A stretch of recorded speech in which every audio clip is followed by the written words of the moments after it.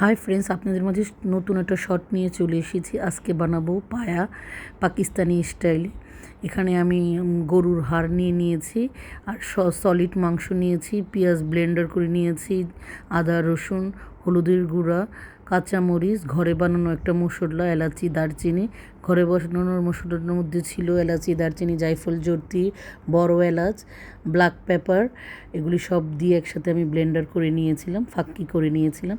তারপর এক এক করে সব কিছু দিয়ে একসাথে হাত দিয়ে মাখিয়ে তেল দিয়ে একটু পেঁয়াজ কেটে দিয়ে নিয়েছি, কারণ কি আমি তো পেঁয়াজ অলরেডি ব্লেন্ডার করে দিয়েছি। তারপরে এই যে 5-6 ঘন্টা আমি এভাবে সিদ্ধ করলাম। তারপর বেরেস্তা করে বাগার দিয়ে দিলাম।